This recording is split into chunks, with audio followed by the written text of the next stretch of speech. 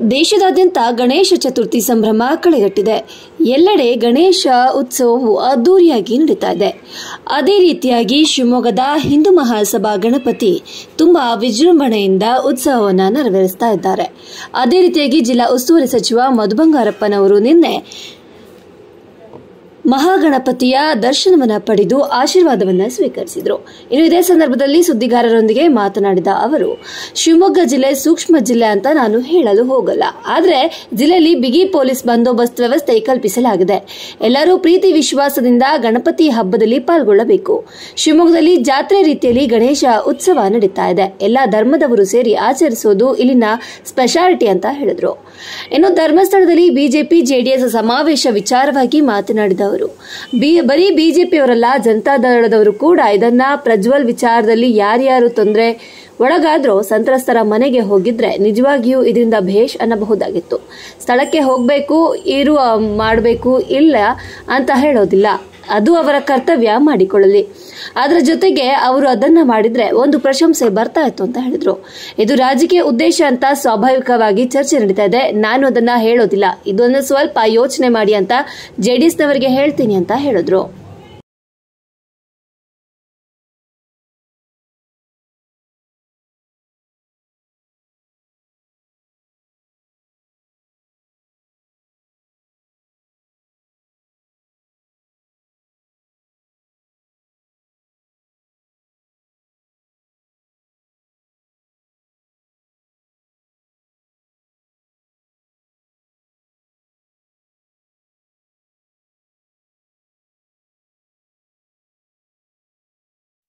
Royal Collection Mega Offer Alert. Buy products worth rupees 2,999.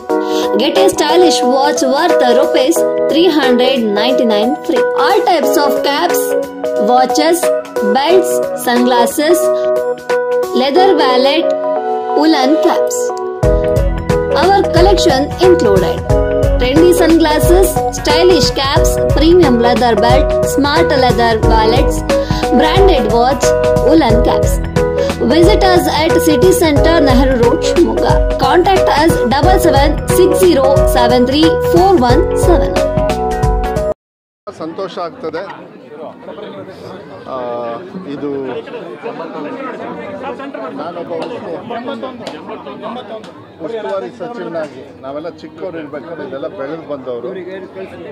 ನಮಗೆ ಅಷ್ಟೊಂದು ಆ ಟೈಮಲ್ಲಿ ಭಾಳ ಚಿಕ್ಕವರು ಇರೋದ್ರಿಂದ ನಮಗೆ ಆ ನೆನಪು ಸ್ವಲ್ಪ ಕಮ್ಮಿ. ಆದರೆ ಇಲ್ಲಿ ಈ ಸತಿ ರೆಗ್ಯುಲರಾಗಿ ಬರ್ತಕ್ಕಂಥದ್ದು ನನ್ನ ಅದೃಷ್ಟ. ಒಬ್ಬ ಉಸ್ತುವಾರಿ ಸಚಿವನಾಗಿ ಎಲ್ಲ ಕಾಮಾಗಿ ಒಳ್ಳೆ ರೀತಿಯಲ್ಲಿ ಎಲ್ಲರೂ ಕೂಡ ಪ್ರೀತಿ ವಿಶ್ವಾಸದಿಂದ ಈ ಸತಿ ಒಂದು ಕಡೆಗೆ ಮಳೆ ಬೆಳೆ ಎಲ್ಲ ಕಡೆ ಒಂದು ಕಡೆಗೆ ಚೆನ್ನಾಗಿ ಆಗ್ತಾಯಿದೆ. ಆಮೇಲೆ ಇನ್ನೊಂದು ಕಡೆಗೆ ಸೂಕ್ಷ್ಮ ಅಂತ ಹೇಳಲ್ಲ, ಅದೆಲ್ಲ ಜನರ ಕೈಲಿರ್ತದೆ. ಅವರೆಲ್ಲ ಸೂಕ್ಷ್ಮವಾಗಿ ನೋಡ್ತಾರೆ, ಅವ್ರಿಗೆ ಗೊತ್ತಿದೆ. ನಾನು ಕೇಳೋದಿಷ್ಟೇ, ಬಂದೋಬಸ್ತು ಎಲ್ಲ ತುಂಬ ಚೆನ್ನಾಗಿ, ರಿವ್ಯೂಸ್ ಎಲ್ಲ ನಮಗೆ ರೆಗ್ಯುಲರ್ ಆಗಿ ನಾನೆಲ್ಲದೂ ಕೂಡ ಒಳ್ಳೆ ರೀತಿಯಲ್ಲಿ ನಮ್ಮ ಸರ್ಕಾರದ ವತಿಯಿಂದ ನಮ್ಮ ಜಿಲ್ಲಾ ಆಡಳಿತ ಮತ್ತು ಪೊಲೀಸ್ ಇರ್ಬೋದು ಮತ್ತು ಎಲ್ಲ ಅಧಿಕಾರಿ ವರ್ಗದವರು ಕೂಡ ಎಲ್ಲ, ಯಾಕೆಂದರೆ ಹಿಂದೂ ಮಹಾಸಭಾ ಇರ್ಬೋದು ಮತ್ತು ಅಲ್ಲಿ ರಮಣಶ್ರೀ ಇರ್ಬೋದು ಮತ್ತು ಎಲ್ಲದೂ ಕೂಡ ಭಾಳ ಒಂದು ಭಕ್ತಿ ಭಾವನೆಯಿಂದ ಎಲ್ಲರೂ ಕೂಡಿ ಶಿವಮೊಗ್ಗದಲ್ಲಿ ಒಂದು ಜಾತ್ರೆ ಥರ ಮಾಡ್ತಾರೆ. ಎಲ್ಲರೂ ಸೇರಿ ಮಾಡ್ತಾರೆ, ಎಲ್ಲ ಧರ್ಮದವರು ಸೇರಿ ಮಾಡ್ತಾರೆ.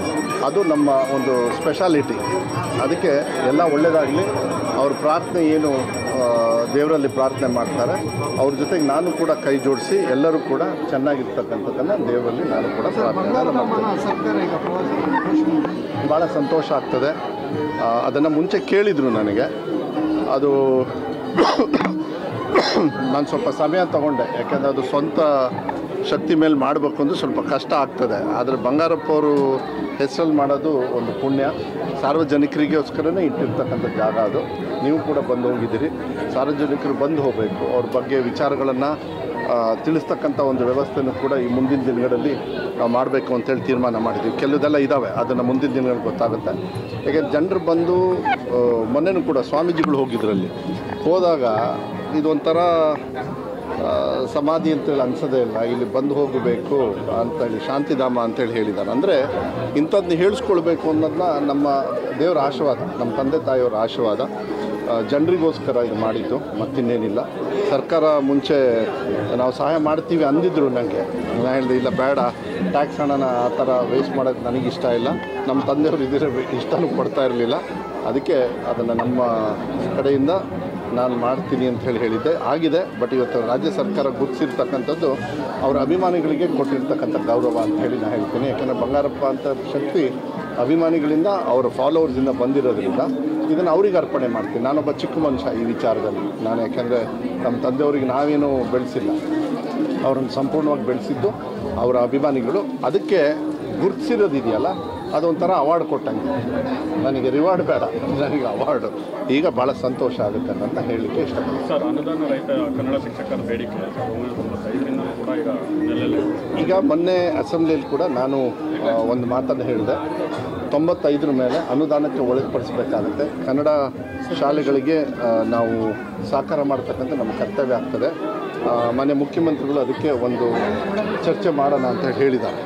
ನಾವು ಬಂದ ಮೇಲೆ ಅನುದಾನಿತ ಶಾಲೆಗಳಿಗೆ ಏನು ಬ್ಯಾಕ್ಲಾಗ್ಸ್ ಇದ್ದು ಅದು 20ರವರೆಗೂ ಮಾಡಿದ್ವಿ. ಈಗ ಇದ್ರದ್ದು ಮುಗೀತು, ಏನು ನಿಮ್ಮ ಇಂಟರ್ನಲ್ ರಿಸರ್ವೇಷನ್. ಇನ್ನು ಸ್ಟ್ರೈಟಾಗಿ ಅನುದಾನಿತ ಮತ್ತು ಸರ್ಕಾರಿ ಎಲ್ಲ ಸೇರಿ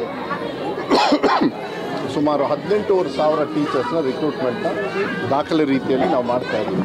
ಅದು ಭಾಳ ಒಳ್ಳೆ ರೀತಿಯಲ್ಲಿ ಆಗ್ತದೆ. ಅದು ಶಿಕ್ಷಣಕ್ಕೂ ಕೂಡ ವ್ಯವಸ್ಥೆ ಸರಿಯಾಗ್ತದೆ. ಮತ್ತು ನಾಡಿದ್ದು 4ನೇ ತಾರೀಕು ಅದಾದಮೇಲೆ ಮತ್ತೆ ಬರ್ತೀನಿ. ಏನು KPS ಶಾಲೆಗಳನ್ನು 500 ಅಂತ ಹೇಳಿತ್ತು, ಭಾಳ ಸಂತೋಷ ಆಗುತ್ತೆ. ಈಗ ಅದು 800ಕ್ಕೆ ಬಂತು. ಆ ವಿಚಾರಗಳನ್ನು ಕ್ಯಾಬಿನೆಟಲ್ಲಿ ಪಾಸ್ ಆದಮೇಲೆ ಅದನ್ನು ಉದ್ಘಾಟನೆಯನ್ನು ಮಾನ್ಯ ಮುಖ್ಯಮಂತ್ರಿಗಳಿಗೆ ಇಲ್ಲೇ ಕರೆಸಿ ಇಲ್ಲಿಂದನೇ ಮಾಡಬೇಕು ಅನ್ನೋದು ನನಗೊಂದು ಆಸೆ ಇದೆ. ಮಾನ್ಯ ಮುಖ್ಯಮಂತ್ರಿಗಳು ಆಯ್ತು ಮಾಡೋಣ ಅಂತ ಹೇಳಿದ್ದಾರೆ. ಯಾಕೆಂದರೆ ಇದು ಭಾಳ ದೊಡ್ಡ ಪ್ರಾಜೆಕ್ಟು. ಶಿಕ್ಷಣ ಇತಿಹಾಸದಲ್ಲಿ ಒಂದು ಭಾಳ ದೊಡ್ಡ ಇತಿಹಾಸ ಇದು. ಅದು ಮಕ್ಕಳ ವಿದ್ಯಾಭ್ಯಾಸಕ್ಕೋಸ್ಕರ ಅದು ಮಾಡ್ತಾಯಿದ್ದೀವಿ ಅಂತ ಹೇಳಿ ಅದು ಭಾಳ ಅವಶ್ಯಕತೆಯೂ ಕೂಡ ಇದೆ. ಅದನ್ನು ಮಾಡ್ತಕ್ಕಂಥದ್ದು ವ್ಯವಸ್ಥೆಯನ್ನು ಶಿವಮೊಗ್ಗ ಜಿಲ್ಲೆಯಿಂದ ಆಗಲಿ. ಕುವೆಂಪು ಅವರು ಹುಟ್ಟಿರ್ತಕ್ಕಂಥ ಒಂದು ಜಿಲ್ಲೆ ಇರೋದರಿಂದ ಅವರ ಆಶೀರ್ವಾದದ ಮೇಲೆ ಇದು ನಡೀಲಿ ಅಂತೇಳಿ ಆಸೆ ಇದೆ. ಆದಷ್ಟು ಬೇಗ 95 ಮೇಲೆ ಕನ್ನಡ ಶಾಲೆಗೆ ಅನುದಾನಕ್ಕೆ ಒಳಪಡಿಸ್ತಕ್ಕಂಥದ್ದನ್ನು ಪ್ರಾಮಾಣಿಕವಾಗಿ ನಾನು ಮಾಡ್ತೀನಿ ಅಂತೇಳಿ ವಿಶ್ವಾಸ ಇದೆ. ನಾನು ನೋಡಿದೆ ಮಾಧ್ಯಮದಲ್ಲಿ, ನಾನು ವೈಯಕ್ತಿಕವಾಗಿ ಇನ್ನೂ ಮಾತಾಡಿಲ್ಲ. ಅಧ್ಯಕ್ಷರು ಎಲ್ಲ ಮಾತಾಡಿದ್ರಂತೆ, ಅವರು ಏನೋ ಬೇರೆ ಬೇರೆ ಎಕ್ಸ್ಪ್ಲನೇಷನ್ ಎಲ್ಲ ಕೊಟ್ಟರು. ಐ ಥಿಂಕ್ ನಾನು ಸ್ವಲ್ಪ ತಿಳುವಳಿಕೆ ಇಟ್ಕೊಂಡು ಮಾತಾಡೋದು ಒಳ್ಳೆಯದು. ಯಾಕೆಂದರೆ ಇದು ಏನಾಗುತ್ತೆ, ಮಾಧ್ಯಮದಲ್ಲಿ ಬಂದಾಗ ನಾವು ಅದನ್ನು ಹುಷಾರಾಗಿ ನೋಡಿಕೊಂಡು ಅದಕ್ಕೆ ರಿಯಾಕ್ಟ್ ಮಾಡಬೇಕಾಗತ್ತೆ. ಯಾವುದೇ ಸಂದರ್ಭದಲ್ಲಿ ಯಾರದೇ ತಪ್ಪಿದ್ರೂ ಕೂಡ ಕಾನೂನು ಆ ಜವಾಬ್ದಾರಿಯನ್ನು ತಗೊಳ್ತದೆ ಅನ್ನೋದು ವಿಶ್ವಾಸವನ್ನು 100ಕ್ಕೆ 100 ನಾನು ಕೊಡ್ತೀನಿ. ಅಲ್ಲ, ಅದಕ್ಕೆ ನಾನು ಇನ್ನೂ ಮಾತಾಡಿಲ್ಲ. ನನಗೆ ಅದನ್ನೇ ಮಾಹಿತಿ ಬಂತು. ನಾನು ಯಾಕೆ ಹೇಳಲಿಲ್ಲ ಅಂದರೆ ನಾನು ಇನ್ನೂ ನೇರವಾಗಿ ಮಾತಾಡಿಲ್ಲ. ಅದೇನೋ ಅಂತೇಳಿ ವಿಚಾರವನ್ನು ತಿಳ್ಕೊಂಡು ಹೇಳಬೇಕಾದ್ರೆ ನಾನು ಸುಮ್ಮನೆ ಮಾತಾಡಿದ್ರೆ ನಂದು ತಪ್ಪಾಗ್ತದೆ. ಯಾಕಂದ್ರೆ ನಾನು ಒಂದು ಜವಾಬ್ದಾರಿತ ಸ್ಥಾನದಲ್ಲಿರ್ತದೆ. ಬಟ್ ಒಂದು ಹೇಳಲಿಕ್ಕೆ ಇಷ್ಟಪಡ್ತೀನಿ, ಅದು ಕಾನೂನು ರೀತಿಯಲ್ಲಿ ನೋಡುತ್ತೆ ಅಂಥೇಳಿ ವಿಶ್ವಾಸದಿಂದ ಮಾಧ್ಯಮದ ಮೂಲಕ ನಾನು ಸಾರ್ವಜನಿಕರಿಗೆ ಹೇಳಲಿಕ್ಕೆ ಇಷ್ಟಪಡ್ತೀನಿ. ನನಗನ್ಸುತ್ತೆ ಬರೀ BJP ಅವರಲ್ಲ, ಈವನ್ ಜನತಾದಳದವರು ಕೂಡ ಇದನ್ನು ಪ್ರಜ್ವಲ್ ವಿಚಾರದಲ್ಲಿ ಯಾರು ತೊಂದರೆಯಲ್ಲಿ ಪಟ್ಟರಲ್ಲ, ಆ ಸಂತ್ರಸ್ತರು ಮನೆಗೆ ಹೋಗ್ಬಿಟ್ಟಿದ್ದಿದ್ರೆ ನನಗನ್ಸುತ್ತೆ ನಿಜವಾಗ್ಲೂ ಇವರಿಗೆ ಬೇಷ್ ಅನ್ಬೋದಾಗಿತ್ತು. ಧರ್ಮಸ್ಥಳಕ್ಕೆ ಹೋಗಬೇಕು, ಇವರು ಮಾಡಬೇಕು, ಇಲ್ಲ ಅಂತೇಳಿ ಹೇಳೋದಿಲ್ಲ. ಅದು ಕರ್ತವ್ಯ ನಮ್ಮದು. ಅವ್ರು ಮಾಡ್ಕೊಳ್ಳಿ, ಈ ದೇಶದೊಳಗೆ ಆ ಫ್ರೀಡಮ್ ಇದೆ. ಆದರೆ ಇದ್ರ ಜೊತೆಗೆ ಅದನ್ನು ಮಾಡಿದ್ದಿದ್ರೆ ನಿಜವಾಗ್ಲೂ ಅದು ಒಂದು ಪ್ರಶಂಸೆಗೆ ಬರೋದು. ಇದು ರಾಜಕೀಯ ಉದ್ದೇಶ ಅಂತ ಹೇಳಿ ಏನು ಸ್ವಾಭಾವಿಕವಾಗಿ ಚರ್ಚೆ ನಡೀತಾ ಇದೆ. ನಾನು ಅದನ್ನು ಹೇಳೋದಕ್ಕೆ ಹೋಗೋದಿಲ್ಲ. ಆದರೆ ಇದೊಂದು ಸ್ವಲ್ಪ ಯೋಚನೆ ಮಾಡಿರಿ ಅಂಥೇಳಿ JDS ಅವರಿಗೆ ಹೇಳಲಿಕ್ಕೆ ಇಷ್ಟಪಡ್ತೀನಿ.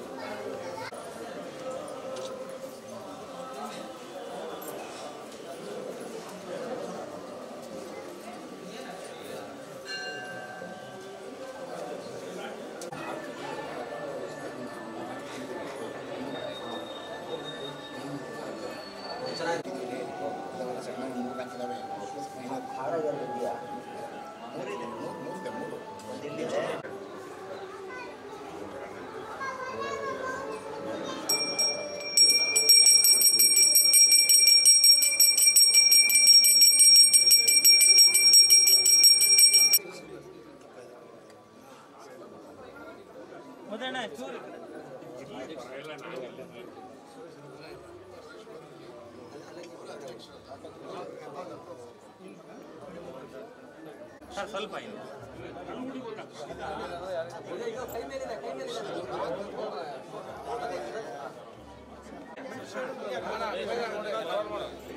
ಹಿಂದೆ ಬರಕ್ಕೆ ಇದು ಇವ್ರು ಚೆನ್ನಣ್ಣ ವಿಜಯಣ್ಣ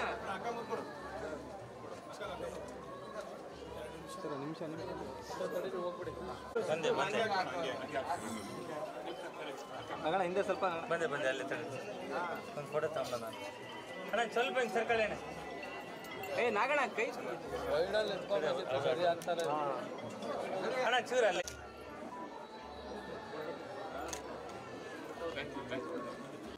ನಗಣ ಕೈ ಬರ್ತಿದೆ ನೀವು ಕೆಳಗೆ ಹೋಗ್ಬಿಟ್ಟಿಲ್ಲ ಕೆಳಗೆ ಹೋದ್ರೆ ಅಣ್ಣ ಕೈ ಕೈ ಕೈ ಇದು ಯಾರ್ದ ಯಾವ್ದಣ್ಣ ಲೈಟಿಂಗ್ಸು